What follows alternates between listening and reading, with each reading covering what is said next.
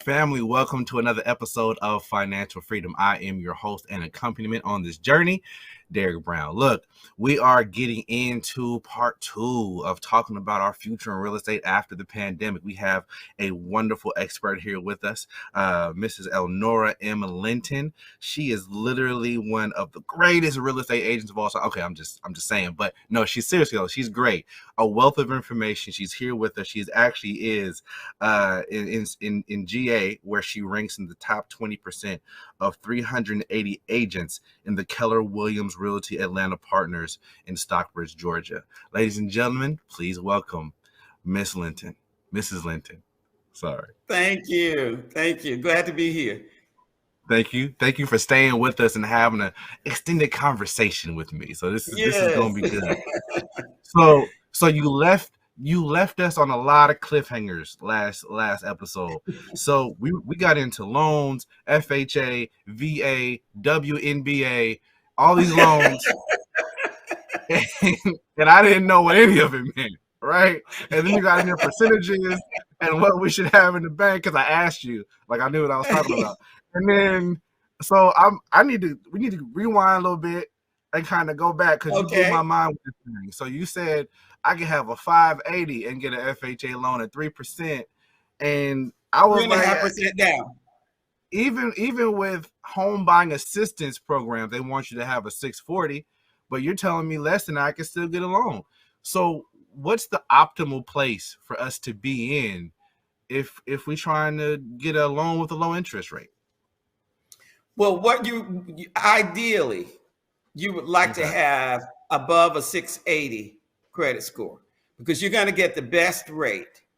And when you get the better rate, then of course, that reduces the amount of your monthly payment. That saves you a lot of money. An FHA loan is 3.5% down. It is a government-backed loan. But the thing with an FHA loan, you will have to pay the mortgage insurance throughout the life of the loan. So unless you actually refinance it and switch loan products, or unless you sell the house or pay it off, that you will have that mortgage insurance. Okay. So let me ask you this. I don't know any better. Is there a penalty for paying off your mortgage, or is it not a good idea? Like I've heard a bevy of information that says don't pay off your mortgage, don't pay off your house, pay off your house. Which is which here? Well, there is in most cases, no, there is no prepayment penalty. But if you're going to pay more than your monthly mortgage payment, what I recommend is that you pay that towards the principal only. And that will save you in interest. So that's, and we recommend that people pay, try to pay one extra payment per year, and which will save you thousands of dollars. That is towards the principal only. Another easy way of doing it, rather than, pulling out that lump sum, some people like to do that at tax time. They say, well, I'll do it at tax time. And tax time comes around, they get that refund, and then, they already spent that on something else. They're ready to go on vacation, all of that stuff. I'm buying a Jaguar next year. Y'all ain't heard me. Well, don't do it before you buy a house. Buy your house first. I'll be sleeping in my back seat. Look, then I'll be able to live in there anywhere I want. Okay, so speaking of which, we had some good stuff come up in between shows. Let me ask you this: how big a deal is location when it comes to buying my house, my condo, whatever it is? How big is that? How big a deal is that? That is a big deal. Because what other homes in your area are selling for will directly affect what your house sells for. So, because an appraiser looks at what has sold in your neighborhood, and they compare your square footage and the condition of the home and all of those things to what has already sold. And so if the houses in your neighborhood are not doing well, and you've got the biggest and baddest house in the neighborhood, it could affect your house. Or so even if my house, on a regular basis, it affects it. What's happening, how well the neighborhood is maintained, and all of that stuff affects the value of your home. So even if my house is pristine, grass just green, just chilling, just perfect, all the blades just waving hello when I walk past, everything is great. But if my neighborhood is bad, of the housing, I'm sorry, the housing in the neighborhood is bad, it's still going to affect my property values. If Fred Sanford is across the street, that's going to affect you.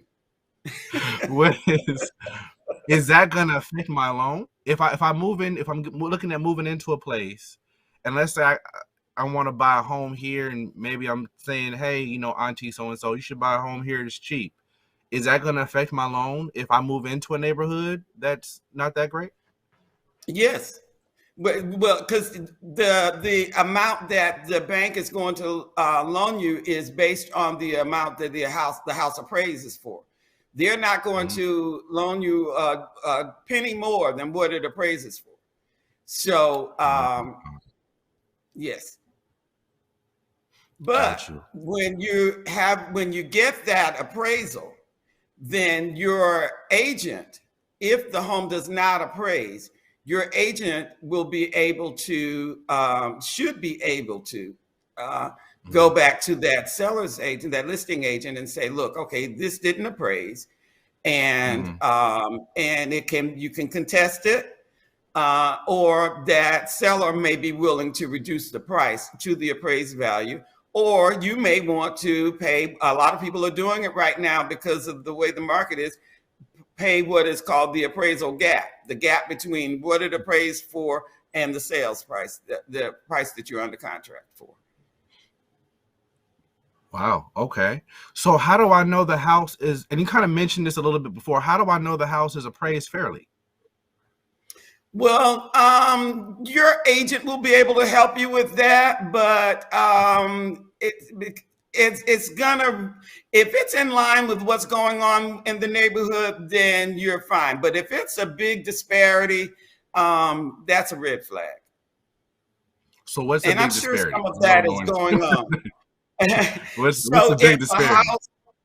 If the house across the street sold for $250,000, and the house that you're buying, you're under contract for $250,000, and it appraises, and yours is in as good as or better shape than the one across the street, and they come back with an appraisal of 225 or 200, then that's a problem. Yeah, that's a huge gap. Yeah. I'm not even good at math, and that's a huge gap. Okay. Now there may be some differences, a few $1,000s here and there, but if there's a big disparity, then that's a concern.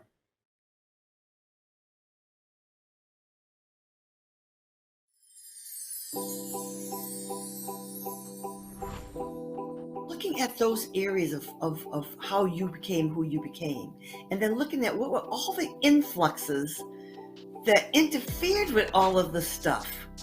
We don't like to do that. That's too much work, Selena. Sometimes you have to take it in small pieces, in small fragments. You can't just run through it and say, okay, let's merrily do this work. It'll be fun. No, it's not fun work. It's painful. But we have to do it to get through it.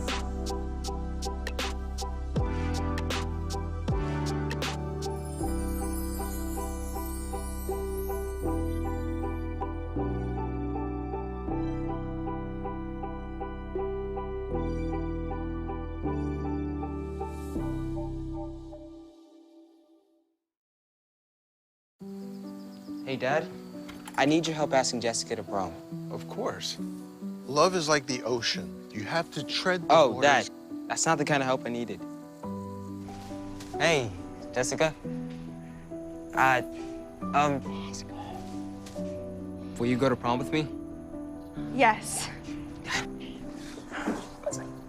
You don't have to be perfect to be a perfect parent. thousands of teens in foster care can't wait to share their first with you.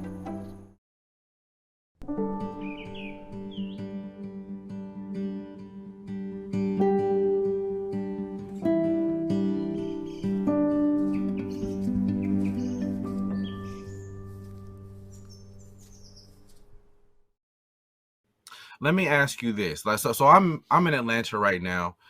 You're a Macon, Georgia native, from what I know of. Yes, Mactown. Yes. So you do work all over Metro Atlanta. So like the West End. I moved into the West End actually in 2006 when I first moved down to Atlanta. I came out here for school. It was a very different place then. It was a very different place than it is now, right? So, but I had people who actually bought houses in the area because they had forethought or knowledge that, you know, this area was going to improve before it got gentrified, right? What kind of pipelines of information do I need to tap into to know that kind of stuff? Because I remember before that place was built up the way it is now, I remember hearing people buying houses, and I'm like, why are you buying houses in the West End? But they knew something I didn't. Where do I find that kind of information from? If I'm looking, well, what people were doing at that time, they were, they were talking about the Beltline and talking about all of the things that they were going to do. So that comes from the city. So you've got to look at the area and look at what's going on, the city plans, what companies are planning to come to the area, and all of those kinds of things. And that's what they did. Okay. So I should be keeping my eye out for the papers, for the news I see online, for development, Absolutely. like big companies that may come here, big projects that may come to a certain neighborhood, and I should plan my purchase around those things. Well, you can, yes. Now, and especially if you're talking about investment properties, which is a totally different animal. But if you're looking to buy, do an owner occupy, you're buying a house to live in, you may or may not want to do that. You want to buy that where it's convenient for you and your family. So I know a lot of people are trying to do the whole Airbnb thing. They're doing they'll sublet their condo or their house or a room or stuff like that. You said that was a whole different animal as a rental property. What makes it such a different animal? Well, so you have rental properties and then you have Airbnb. So they're different. Yes. Okay. So you have rental properties where people are literally renting a house from someone or renting an apartment from someone. Airbnb, some people just buy property and it is Airbnb only. They have people in and out. The thing about that is you have to be really careful with both of them because before you purchase that property, because homeowners associations are starting to crack down on Airbnb and on rental properties because in order to maintain the value of the other homes, the owner occupied homes in the neighborhood. Because they don't want a bunch of people in and out of the neighborhood that don't really care about the neighborhood. And then, of course, people are renting Airbnbs and they're having big parties and that kind of thing. So a lot of HOAs are not allowing them. Some are not allowing them at all. Some of them are restricting them. So you have to be careful with that. So in your opinion, are HOAs a good thing or a bad thing? Well, it depends. You see this look on my face, right? So just like, yes. HOAs can be a good thing because it can stop your neighbor from painting their house bright purple or Pepto-Bismol pink, and bringing down your property value. It can stop them from, driving their cars on the front lawn, making sure that people maintain their properties, their lawns and such. So in that respect, yes. Some of them are kind of overreaching, Mm. and some it's just they're really really restrictive. So it's a crapshoot. Because I've heard horror stories, but I mean I guess Yeah, the ones that are yeah, really doing their job you don't hear about at all because they're doing their job, I guess. right, right. So you mentioned earlier, and I think we mentioned this earlier, the sales history of a house. If a house has been on the market for a while, and I think you mentioned something about this when it came to the neighborhood too. If the house has been on the market for a while and it hasn't sold, it looks like a decent house, but it just hasn't sold. Or if it's been on the house, and you mentioned some of these houses are on the house for weeks and you're getting multiple offers. On either ends Days. of that days, on either end of that spectrum, are there red flags? Well, if a house has been on the market for a considerable amount of time, particularly in this highly competitive market, there's an issue. And 9 times out of 10, it's overpriced. Ah, Yeah. And the seller wants a certain amount, and that's what they want. And they're willing to let it sit there for whatever reason and not reduce the price. Because most homes right now, if they're in decent shape, they're selling pretty quickly. So it sounds like the people who are contacting you have a target, like they have a target market that they want. And we talked about this before at the beginning of our last episode where you have to go back and watch it, people. At the beginning of our last episode about the things that people kind of forget to do before they come talk to you. When I come to my realtor, how do I define my target market? How do I look at myself and go, hey, this is what I need to be getting, or this is what I want to get? How do I do that?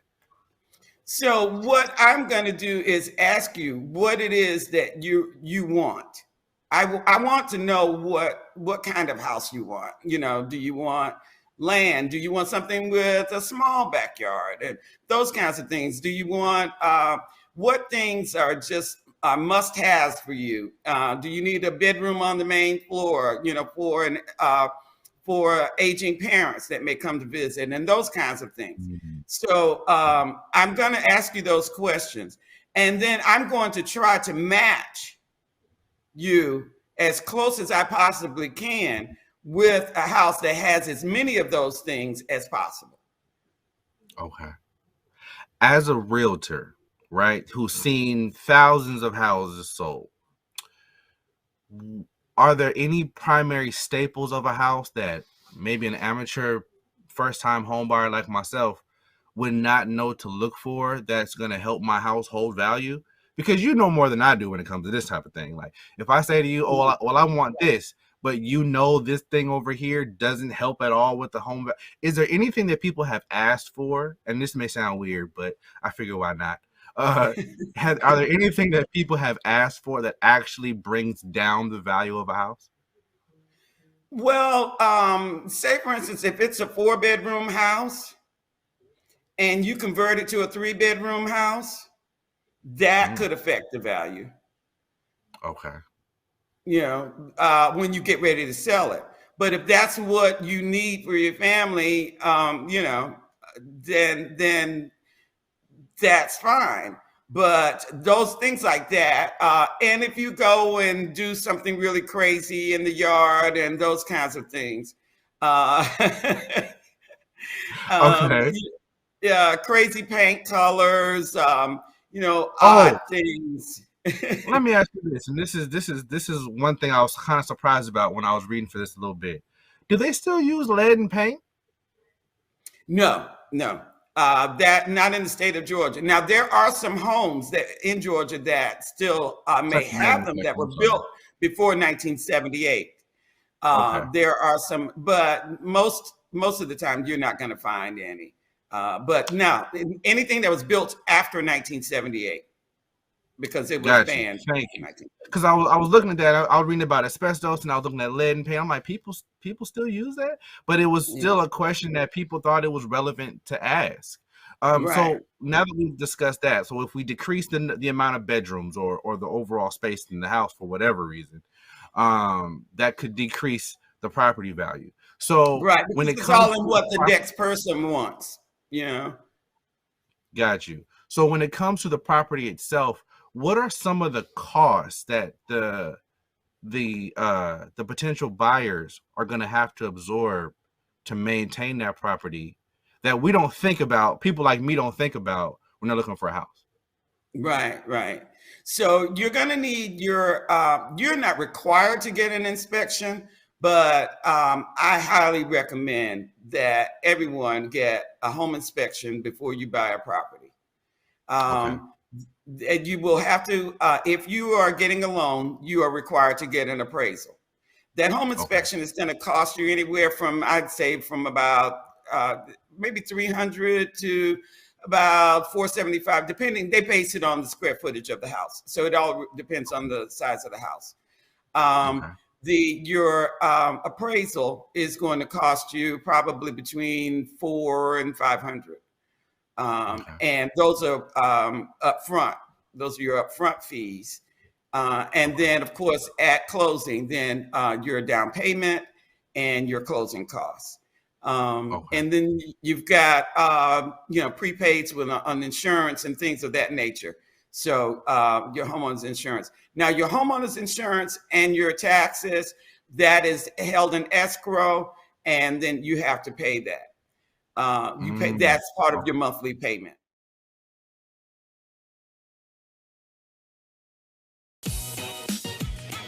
What's up, y'all? It's your boy Jermaine Dolly, Mr. Hello Dolly himself, and guess what? You're tuned in to Tea and Worship with my homies, Mignon and Corey. Keep it locked, y'all.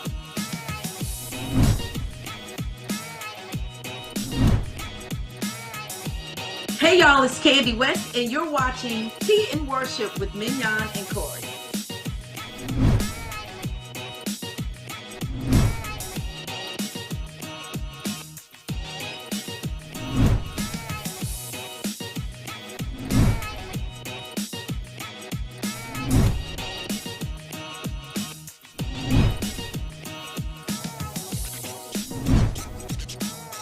It's your boy James Fortune, and you are watching my favorite news show, Tea and Worship, with my sis Mignon and Corey.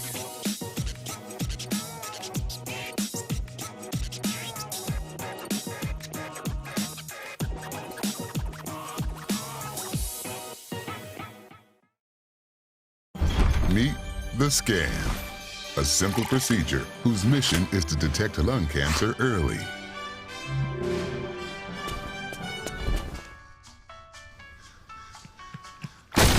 I'm here to save you.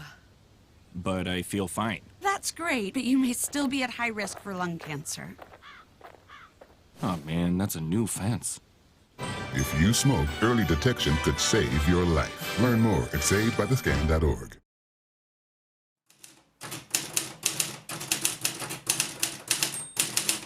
Have you seen more people now trying to do wills and estate planning now that we've gone through it, are still going through the COVID-19 phase of our lives? I've seen a lot more people trying to do that, to have wills, to have healthcare directives, to even to the point of having living trust. For example, a will goes through probate, so it's public knowledge. But trusts are not public knowledge, so families are really starting to take a hard look at what if I'm incapacitated.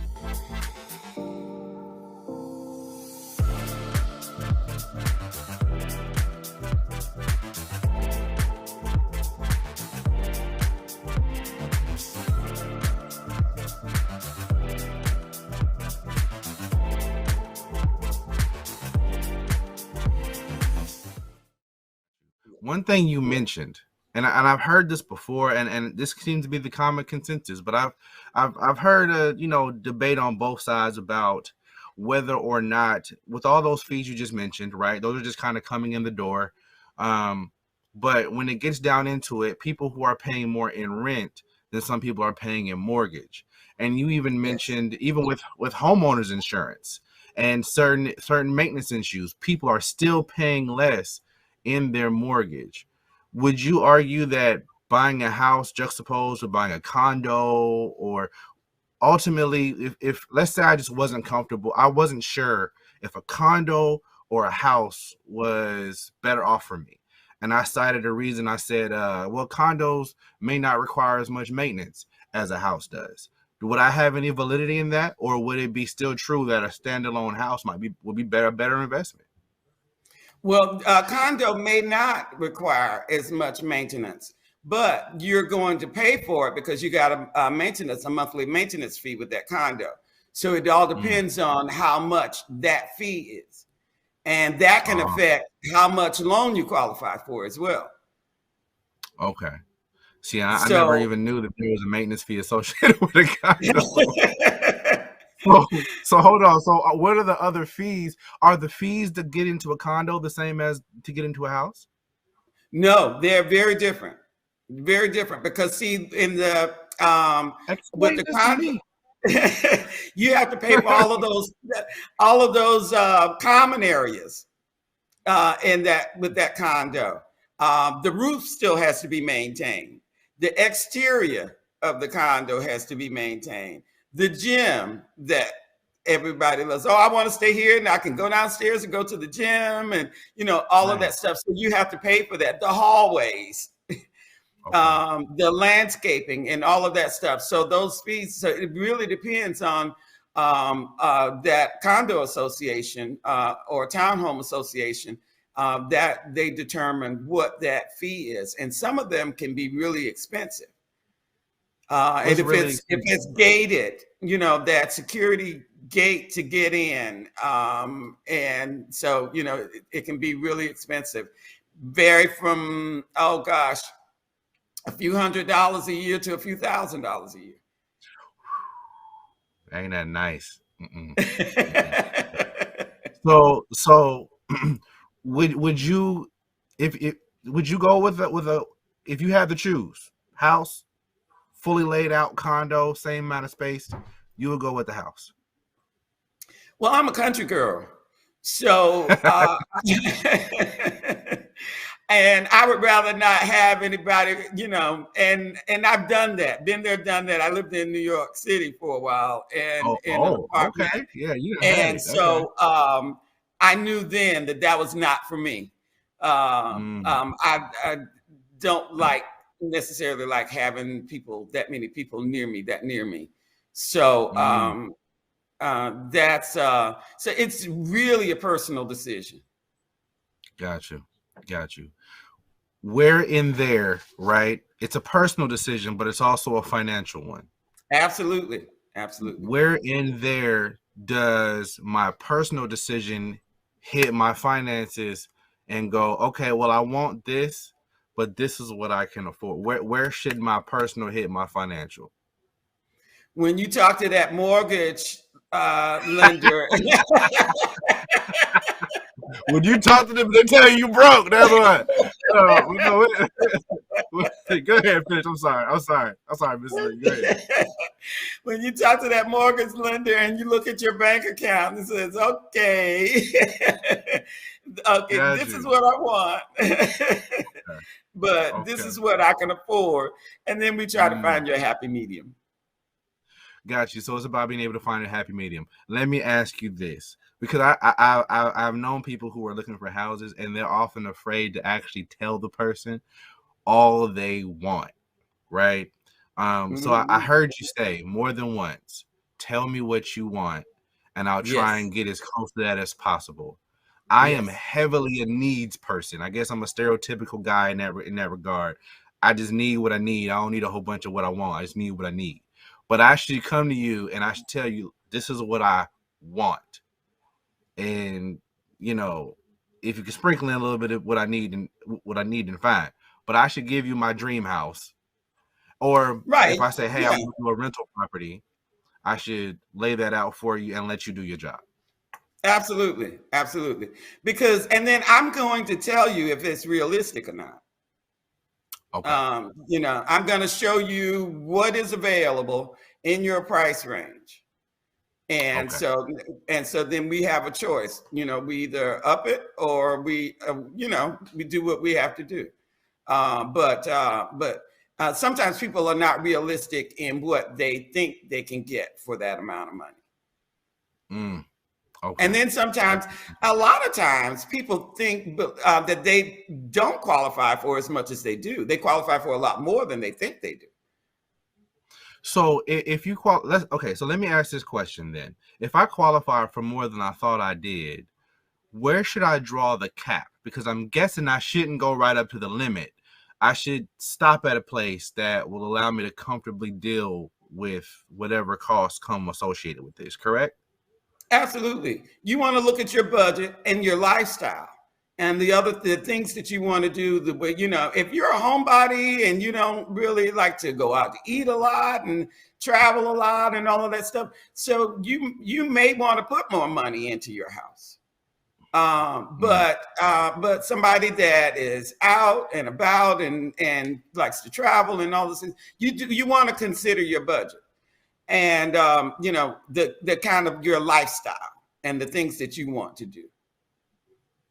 Okay. And make sure that your mortgage, you leave room for not only the things that you want to do, but then those maintenance issues that are bound to happen. Because there's always something that needs to be done in a house. One more question, and I think we're going to be running out of time on that. What does the material that the house is made of, or apartment is made of, or condo is made of, does that impact the price of the house? The reason I ask is because in this pandemic, so many people are on Wi-Fi. So many people are using virtual services. And I've had more than one conversation with somebody who goes, I have no reception in my house.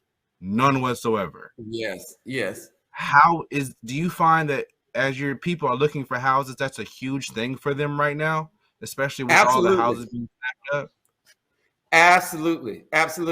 And fortunately, a lot of the newer homes are not having that problem.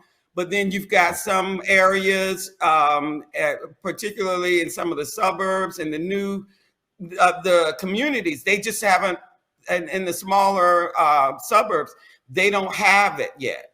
And so there is an issue. So that is something that before we sign on that dotted line, that's something that needs to be investigated. Okay, got you. Thank you so much for your time, Mrs. Linton. You're welcome. I'm gonna come looking for you myself because I may have questions as I go. Please do. But tell us where we can find you at if we got questions, and we love this some Mrs. Linton, so we trying to come ask some more questions. So where do we find you at? You can find me at elnora.godermteam.com. And my number, I don't mind giving you my number. You can reach me at 404-861-2629. That's 404-861-2629. That's correct. Well, all of our viewers have it, including me, because I do not mind asking questions to my blue in the face. So thank you so much for your time. I know your time is valuable, so thank you so much for being here. You're welcome. Ladies and gentlemen, this has been Mrs. Elnora M. Linton, our real estate professional and expert. Thank you for joining us this evening or today on Financial Freedom. As always, please be safe out there. It was a pleasure having you. Be well.